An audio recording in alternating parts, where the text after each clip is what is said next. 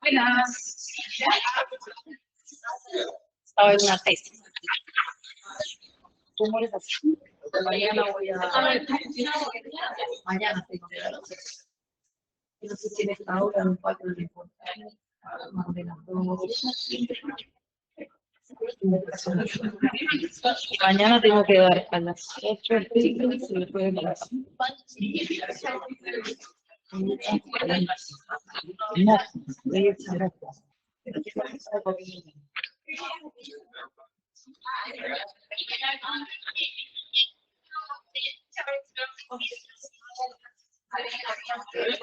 Buen día, ¿cómo andas? Mañana yo termino de dar por tesis más o menos a las 9:30 y a continuación les voy a adelantar la clase de química. Mañana a la mañana, tipo 9:30, 10:45. ¿Eh? La semana que viene van a tener clases con Andrea. No voy a tomar más porque estoy con la finalidad. No sé, me intoxiqué con algo. No sabemos por qué. No sé, si habré comido algo más estado.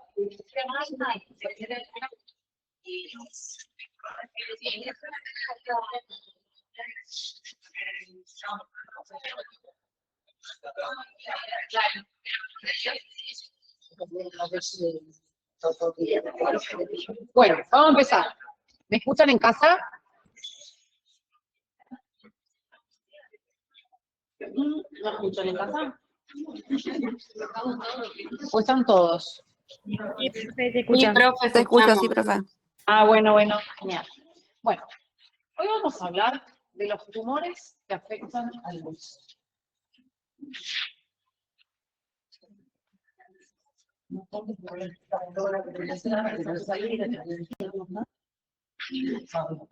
Bien. Bien. Cuando hablamos de tumores óseos, vamos a ver y los vamos a dividir en dos grandes grupos. Los tumores óseos se van a dividir en aquellos que son originarios del hueso, primarios, que son extremadamente raros, y esos primarios se van a dividir a su vez en dos grupos, en los que son de estirpe benigna, ¿sí? Y de los que son de estirpe maligna.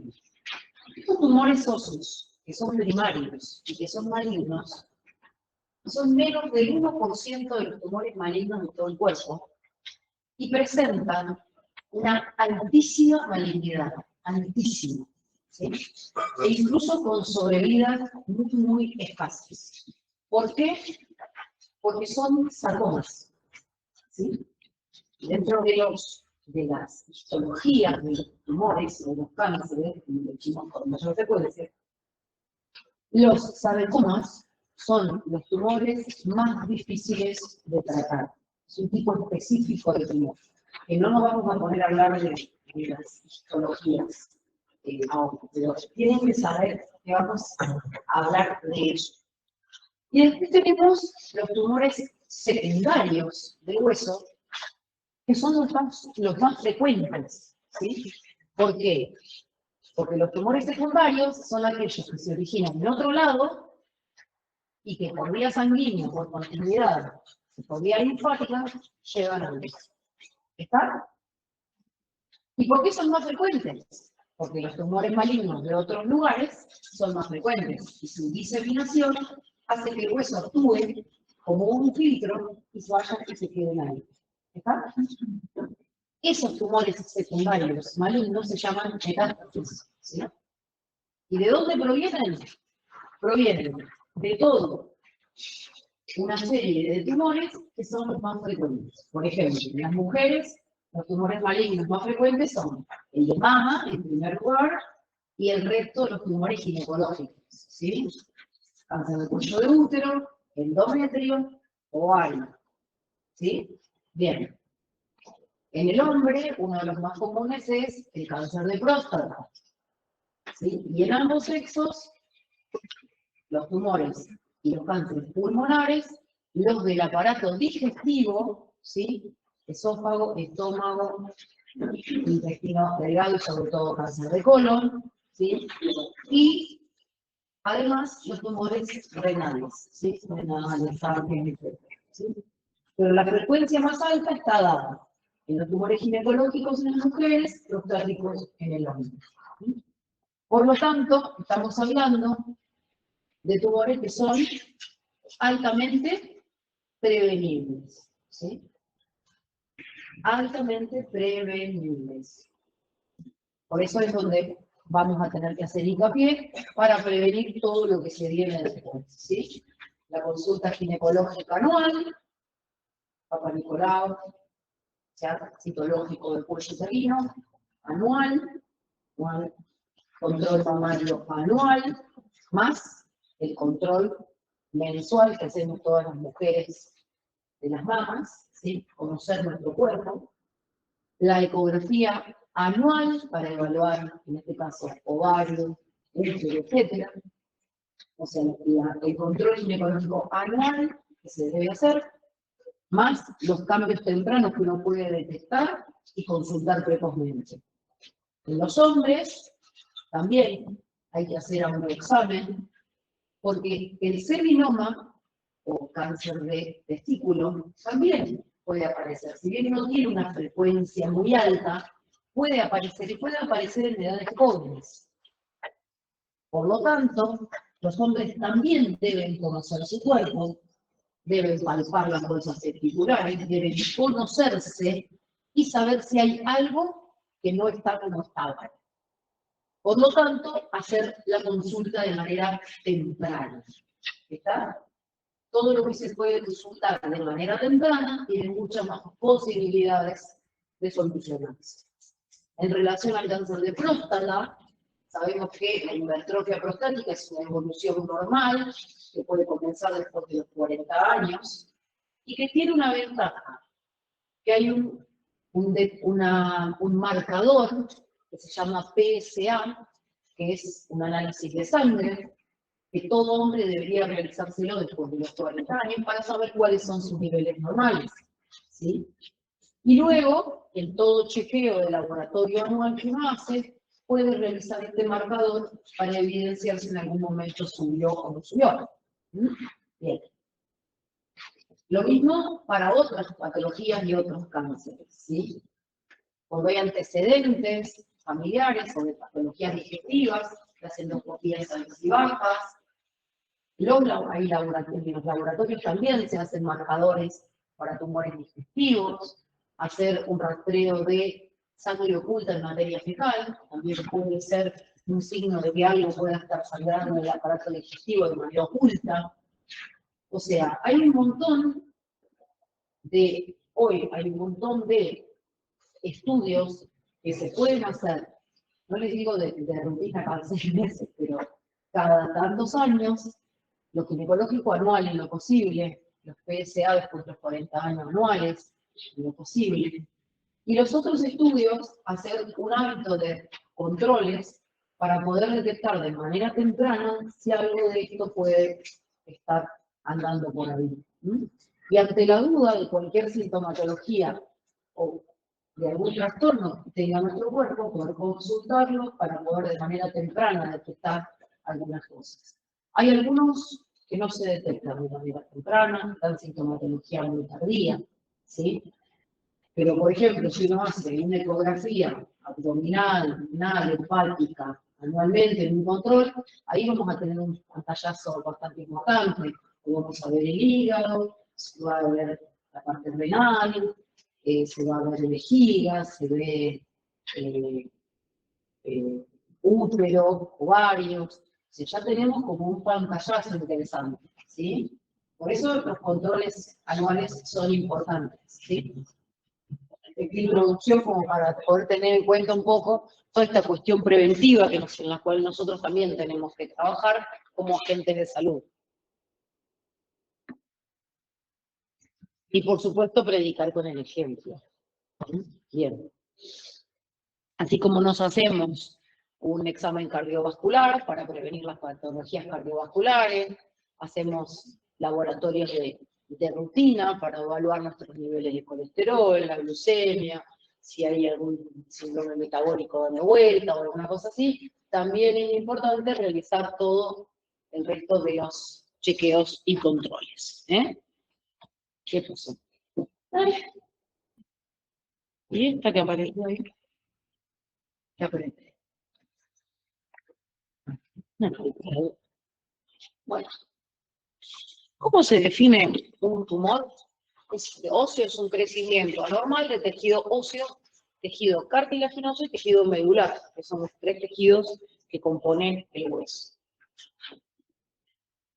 Esta es una imagen para que ustedes puedan evaluar todos los tipos de tumores que puede haber en el hueso. Hoy hay una recopilación de imágenes de los que aparecen en los menores de 30 años, en los mayores de 30 años, tanto benignos como malignos. Esto sale así, nunca voy a entender por qué. Bueno, pero ahí me lo tergiverso. Los tumores se van a dividir, los tumores óseos en este caso de los que vamos a hablar, en benignos y malignos, ¿sí? ¿A qué se refiere que es benigno o a maligno? A su histología. Ustedes saben que los benignos son crecimientos anormales de hueso, pero de estirpe fisiológica. O sea, un osteocondroma es la proliferación de una zona de hueso normal, pero que sale hacia otro lado, ¿sí? como un perchero que tiene el hueso, así hacia afuera, como un gancho, por darles un ejemplo, ¿sí? Que puede tener componente óseo y cartilaginoso, pero es benigno. O sea, no le va a hacer nada al paciente. ¿Le va a molestar? Sí. ¿Le puede doler? También. ¿Va a hacer metástasis? No. Porque está constituido por hueso normal.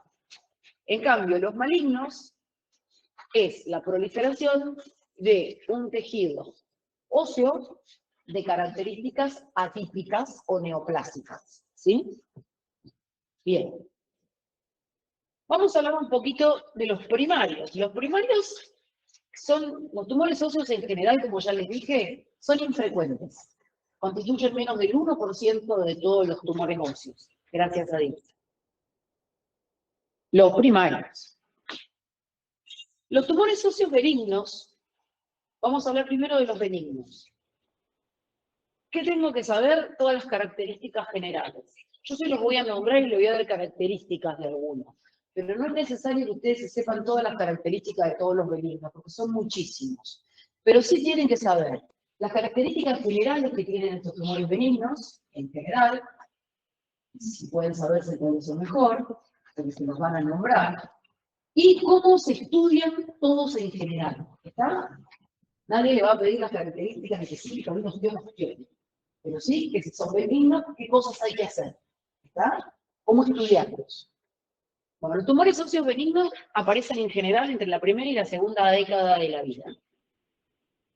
La mayoría de estos tumores benignos, sobre todo los que se encuentran en la superficie o dentro del hueso, tienen la característica de que se encuentran de casualidad, por hallazgos fortuitos que se llama. ¿Por qué? Viene un niño, hace un traumatismo en la escuela, lo trae, le hacen una radiografía y lo deja. Mira, un kit de simple. Y se lo encontraron de casualidad, si no lo hubieran hecho esa radiografía, quizá nunca nos hubiéramos enterado que este niño tenía un quiste óseo. Ahí. ¿Está? Muchos no dan sintomatología ninguna. Algunos tienen dolor, sobre todo algunos que dan dolor nocturno.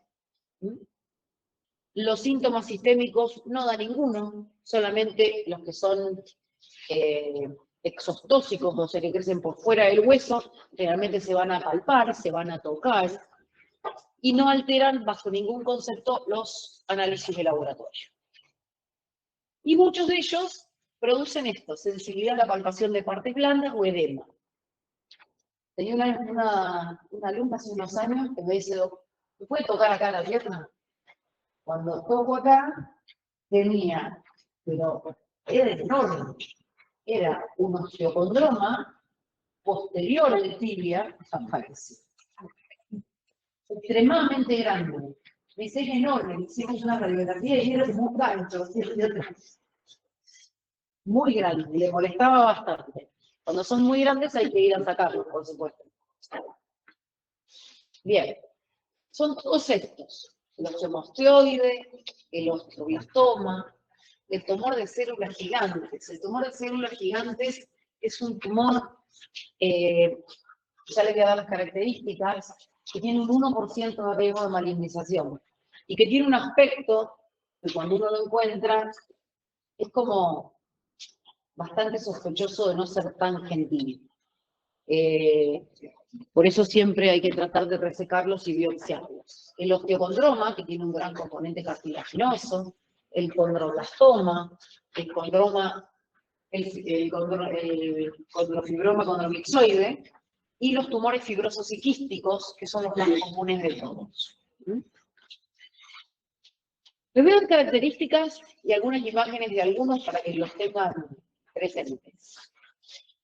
El osteomosteoide es un tumor osteógeno que produce hueso, quiere decir que es benigno, que aparece entre los 5 y los 20 años, que es más común en mujeres, y que suele aparecer en las vértebras, en el fémur y en la tibia proximal. Este señor es uno de los que duele a la noche. Produce mucho dolor nocturno y en reposo. En general son vertebrales, ¿sí? Son niños que se despiertan a la noche con mucho dolor a nivel de la columna y que tienen una característica. Que uno les da aspirina y el dolor desaparece de manera automática. Les diría que que es diagnóstico, esto de la aspirina. Pueden ser pequeños y a veces pueden ser sumamente grandes, como por ejemplo, ahí tienen algunos, este está en calcáneo, femur distal. Son como, la característica es eso que se ve así, una zona muy blanquecina con un nicho oscuro. ¿Sí? Se estudia mediante radiografías, tomografías, resonancias, y lo que hay que hacer siempre con estas lesiones es biopsiarlas. ¿Sí? Hay que hacer la biopsia, la resección y la biopsia, que nos digan es tal cosa. Entonces me quedo tranquila, que es un osteomastoide y que no es un sarcoma débil. ¿Sí? Bien. El osteoblastoma también es otro bastante estudiado. Tiene la característica de aparecer con más frecuencia en los varones, suele aparecer en las vértebras y en los arcos costales. Y además, este no mejora el dolor. Miren el tamaño de ese osteoblastoma en el maxilar. Acá hay uno en la vértebra, es en peroné. Miren aquella imagen allá. La verdad es que uno las ve y son lesiones osteolíticas bastante buleras, por decirlo de alguna manera, feas. Uno muchas veces dice, bueno, son como muy grandes. Si fuera maligno con ese tamaño ya hubiera dado otra sintomatología, ¿no? Pero de todas maneras hay que biopsiarlos y muchas veces hay que resecarlos y en algunos casos, como en las vértebras, hay que incluso rellenarlos, puretearlos y rellenarlos. Imaginen eso en un maxilar, así. El tumor de células gigantes es más común en mujeres y en la adolescencia. Aparecen las epífisis de huesos largos luego del cierre del cartílago fisario. Luego del cierre del cartílago fisario. Y suelen verse con esta característica, bastante lítica. Lítico quiere decir que rompe, pero tiene una diferencia con los tumores malignos de que no reacciona todo el periodo.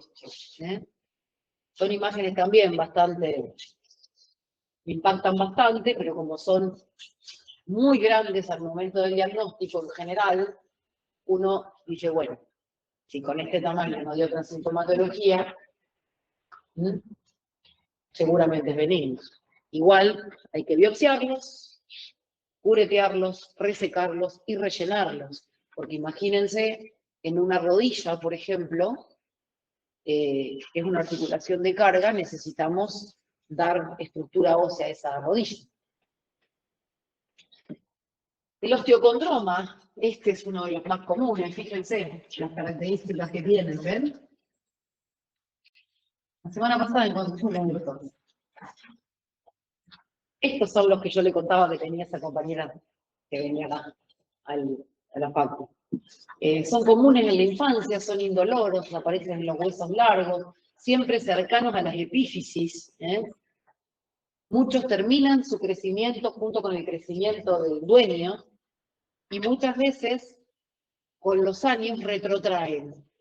Tengo un paciente que tenía uno que era muy grande a nivel del hombro y con los años empezó a retrotraer. Que no se lo operamos porque no le molestaba, pero era grande. Y cuando cumplió 28, 29 años, le volvimos a repetir una placa y había prácticamente desaparecido. Había solo una zona que recordaba dónde había estado, nada más. Estos son bastante comunes, ¿sí? Tienen algunas familias, tienen lo que se llama osteocondromatosis múltiple. Esta osteocondromatosis múltiple es una afección hereditaria que tienen osteocondromas por todo el cuerpo. Tienen varias articulaciones, ¿sí? Hay una chica que está acá en la facultad que creo que está ahí cuarto o quinto, que tiene una osteocondromatosis múltiple y su hijita también. Su hijita también. Debe tener la misma, debe tener no menos de 7, 8 lesiones. Y ella también. Y son todas de un lado. Las dos creo que son del lado izquierdo. En este caso hay que controlarlas porque pueden afectar el crecimiento de la articulación, ¿sí?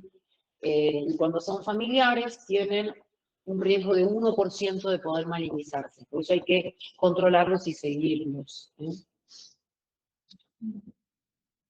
El condroblastoma es otro tumor de origen más bien cartilaginoso, es bastante raro, es una lesión que asusta bastante también a la imagen, ¿sí? A veces aparecen en las rótulas, a veces aparecen a nivel de la zona de la rodilla, ya sea por encima en el fémur o la tibia.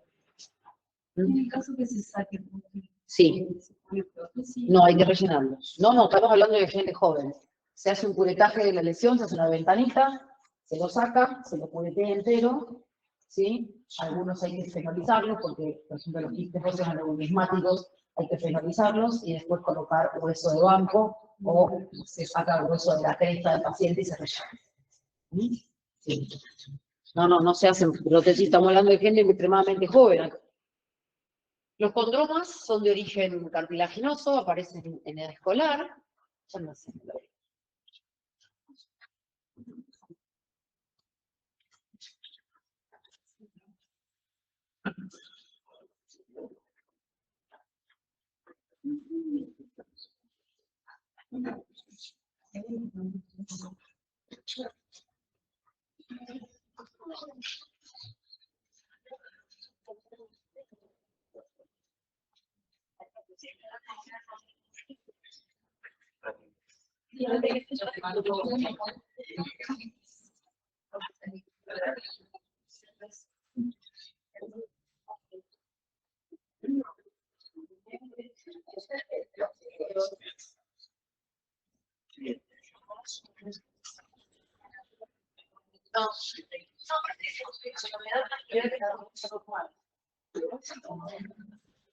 Perdón, sigo.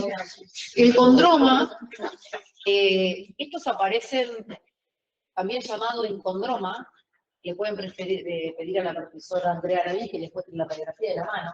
Andrea tiene uno, la mano.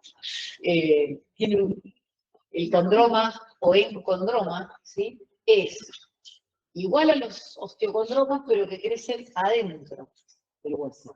Adelgazan las paredes de las corticales, ¿sí? Y ante cualquier traumatismo se puede generar una fractura. Así se lo encontramos en la edad. Estaba haciendo terapias manuales y en un momento sintió un dolor en el meñique y hacemos una radiografía y tenía una fractura de un encondroma. Acá también puede haber una encondromatosis múltiple en algunas familias que tienen antecedentes de esto, y el riesgo de malignización de los encondromas es un poquito más alto, es un 30. Pero de la encondromatosis múltiple, no de los encondromas que son aislados. Quizá muchos de nosotros podemos tener alguno de estos y no estamos ni enterados porque tendríamos que hacer una radiografía de todos lados. Pero bueno, a veces aparecen. Bien, acá tienen algunos encondromas. Estas son las características de cómo se ven, ¿sí? Con estas características. Miren la mano, eso es una encondromatosis múltiple. Ahí hay otro, el de Andrea era parecido así, la mala mano. A veces se ven, en una radiografía se ven así, como una imagen casi que imperceptible, y en una resonancia se ven con estas características. Bien. A la profe le sacaban A la profe le sacaban quirúrgicamente. No, porque como hizo una fractura, hace una fractura y empezó a hacer como una osteogénesis y lo rellenó. A veces la fractura desencadena un proceso osteogénico y lo cura, digamos. Hay otro que es el fibroma condromixoide, este también, este es un tumor que a diferencia de los otros, erosiona las corticales, las expande y produce mucho dolor. Este tumor es muy raro, pero estos son de los que hay que biopsiar de manera inmediata porque suele confundirse con otros, por las características. ¿Ven cómo rompe las corticales y las afina? ¿La ven? Miren allá aquella. Es más, es muy parecido, esto es muy parecido a un quistioso neurismático, por ejemplo. Y los tumores fibrosos y quísticos, que son los más frecuentes, son los defectos fibrosos corticales, el quiste óseo solitario, el quiste óseo neurismático. Son más comunes en varones, son las lesiones más frecuentes, aparecen en las metáfisis de los huesos largos y como a todos los tumores óseos debemos biopsiarlos. Ahí tienen algunos para verlos. Ahí se ven unos cuantos.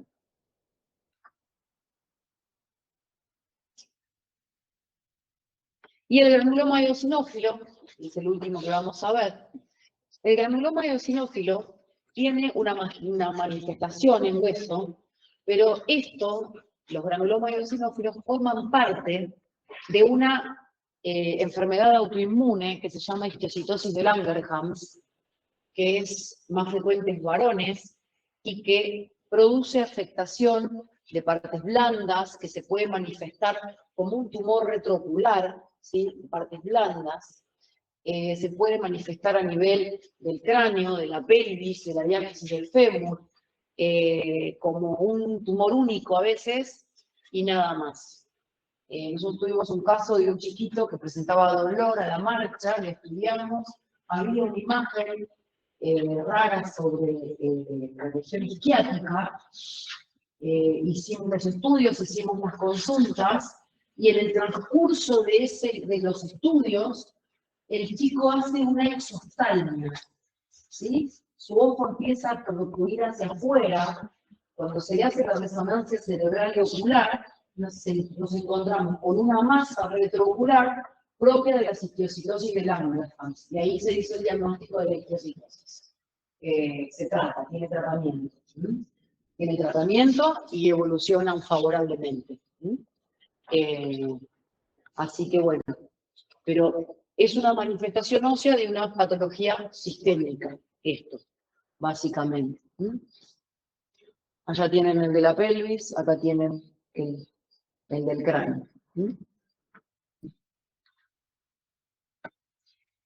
¿Cómo es el manejo de los tumores óseos benignos? Se ven, se encuentran, se estudian. Nadie los pasa por alto. Se diagnostican, se estudian. ¿Cómo se estudia? Quirúrgico. Hay que biopsiarlos, hay que hacer un curetaje, relleno con hueso propio de banco, y cuando debutan con fractura hay que resecarlos y tratar la fractura. Y el material se envía siempre y sin excepción a anatomía patológica, para que nos digan con nombre y apellido quién es. ¿Sí? Fundamental. Todo lo que se saca del cuerpo va a anatomía patológica. Un lunar, una mancha de piel, todo lo que se saca va a biopsia. ¿Está? Todo. Bien. Entonces, de acá, las generalidades, ¿ok? Bien, lo demás es un pantallazo para que tengan noción de lo que estamos hablando. Vamos a hablar un poco de los tumores óseos malignos. Esto sí hay que conocerlos. Y conocerlos por qué, por el nivel de agresividad que tienen. Como les dije, los vamos a dividir en los que son los primarios del hueso y los secundarios. ¿Cuáles son los más frecuentes? Los secundarios. Perfecto. Bien. Los más frecuentes son los secundarios, o sea, los tumores que se presentan en el hueso como consecuencia de una metástasis de otros tumores. ¿De cuáles? De los más frecuentes. Mama, próstata, pulmón, digestivos, renales, etc. ¿Cómo llegan hasta ahí? ¿Por contigüidad o por vía hematógena? Bien. ¿A dónde van? A los cuerpos vertebrales, a la pelvis, a las costillas. Esos son los lugares como más frecuentes. También pueden ir a huesos largos, a la metástasis de los huesos largos. Pero los lugares más comunes donde hay metástasis son los cuerpos vertebrales, la pelvis, sobre todo. Bien. Y los primarios constituyen menos del 1% de todos los tumores malignos, gracias a Dios. Son originados del tejido óseo, tienen una mortalidad altísima, no alta, altísima, con una sobrevida muy, muy baja. y además producen metástasis, ¿sí?, a otros lugares, y muchas veces pequeños tumores malignos de hueso primarios ya tienen metástasis antes del diagnóstico, siendo muy pequeños. ¿Por qué? Porque son de estirpe sarcomatosa. ¿Sí? Todos los tumores malignos que son de otros lugares, mama, pulmón, próstata, los digestivos, son los que nosotros llamamos adenocarcinoma, ¿sí? No son sarcomas, estos son sarcomas, como los tumores primarios de los músculos, y si bien son muy poco frecuentes también, son de origen sarcomatosos, ¿sí? Y son muy difíciles de tratar, muy. ¿Sí? Vamos a hablar de los secundarios, lo que hablamos recién. Son las metástasis de los tumores malignos más frecuentes que encontramos en el cuerpo, que se diseminan por vía linfática, hematógena o por vecindad. Y lo que les dije hoy, que no me canso de repetirles, ¿cuáles son? En las mujeres, mama y los ginecológicos, en los hombres, próstata. No se olviden de los seminomas, que son los tumores malignos del testículo, ¿eh?